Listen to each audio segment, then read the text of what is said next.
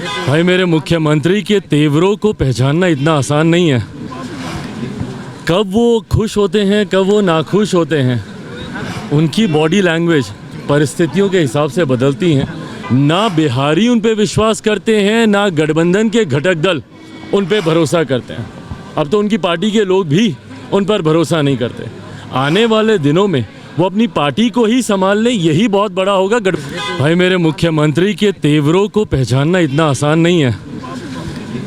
कब वो खुश होते हैं, कब वो नाखुश होते हैं, उनकी बॉडी लैंग्वेज परिस्थितियों के हिसाब से बदलती हैं। हमने वो दौर भी देखा जब एनडीए में रहते हुए ये इफ्तार के लिए उनके यहाँ पैदल चलकर गए थे, और आज जब वो उसी गठबंधन में हैं तब वो वहाँ पे पहुँच रहे हैं, पर बॉडी लैंग्वेज से अगर वो नाखुश दिख रहे हैं। खरमास समाप्त हो चुका है। अब पता नहीं अब आने वाले दिनों में मेरे मुख्यमंत्री जी की सोच क्या करवट लेती है। पर तकलीफ सिर्फ इसी बात की है कि आज भी मेरे मुख्यमंत्री की विश्वसनीयता इतने सवालों के घेरे पर है कि उनकी एक बॉडी लैंग्वेज, एक बदली हुई बॉडी लैंग्वेज उनके पूरे परिस्थितियों को बदलने के लिए काफ़ी है। तो अगर वो पाला बदलते हैं, नहीं बदलते, मुझे नहीं पता, पर आज की तारीख में जब बिहार को मेरे मुख्यमंत्री की चिंता है तो वो सिर्फ अपनी चिंता में व्यस्त है। ये बिहार के लिए दुखद है। लगता है कि खरमास बाद जो खेला होने की संभावनाएं थी वो बरकरार है, हो सकती है कुछ? भाई कुछ भी हो सकता है। When it comes to my chief minister, anything is possible. You can never say never. वो अपनी महत्वाकांक्षाओं को साधने के लिए किसी भी हद तक वो जा सकते हैं। 22 जनवरी को राम मंदिर की प्राण प्रतिष्ठा होनी है और तेज प्रताप यादव का बयान आया है कि राम जी मेरे सपने में आए थे, वो नहीं आएंगे 22 तारीख को। अब बताइए, आज की तारीख में 21वीं सदी में यकीनन ये आस्था का विषय है। राम मंदिर पूर्णतः आपकी आस्था के साथ जुड़ा हुआ है, और हम सब राम भक्तों का दशकों से देखा गया सपना 22 तारीख को पूरा होने वाला है।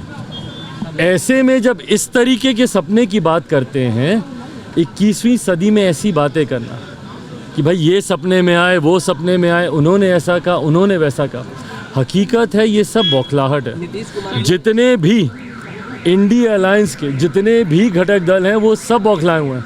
क्यों? क्योंकि एक राजनीतिक मुद्दा इनके हाथ से छीन लिया गया। दशकों तक इन लोगों ने इसी राम मंदिर के नाम पर राजनीति करने का काम किया, और आज जब जितने ज्वलंत राजनीतिक मुद्दे हैं उसको मौजूदा केंद्र सरकार, हमारे आज के प्रधानमंत्री आदरणीय नरेंद्र मोदी जी के द्वारा समाप्त कर दिया गया है, तो ये बौखलाहट है। राम मंदिर पर इन्होंने दशकों तक राजनीति की, धारा 370 पर इन्होंने दशकों तक राजनीति करने का काम किया, विमेन रिजर्वेशन बिल पर इन्होंने दशकों तक राजनीति करने का काम किया। आज जब ये तमाम विवादित मुद्दे सुलझा दिए गए हैं, यही बौखलाहट है। तभी किसी के सपने में आते हैं, किसी को शादी याद आती है, किसी को बाप का श्राद्ध याद आता है। हकीकत है एक बड़ा अध्याय भारतीय राजनीति के साथ जुड़ने जा रहा है 22 तारीख। हाँ, तो इसमें हमको क्या कहना? अरे प्रधानमंत्री बनने का ये सपना देख रहे हैं भैया, संयोजक वगैरह एक रास्ता था, पर अगर उसके बाद अगर इनको नेता नहीं कोई मान रहा है। देखिए, हकीकत है मेरे मुख्यमंत्री नीतीश कुमार जी की राजनीति अब समाप्ति की ओर है। ना बिहारी उन पे विश्वास करते हैं, ना गठबंधन के घटक दल उन पे भरोसा करते हैं। अब तो उनकी पार्टी के लोग भी उन पर भरोसा नहीं करते। आने वाले दिनों में वो अपनी पार्टी को ही संभाल लें, यही बहुत बड़ा होगा। गठबंधन संभालना तो बहुत हो गया।